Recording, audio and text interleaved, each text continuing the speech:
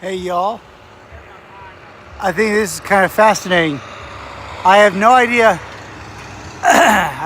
why these seagulls are flying around here so distantly separated from the coast, the Virginia Beach area, but I think this is fun because I don't remember ever seeing this many seagulls swarming together. I remember that I have seen a bunch of seagulls all together, like in the Target parking lot, way over that direction.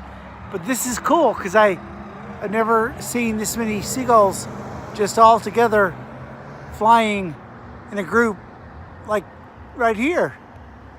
Awesome.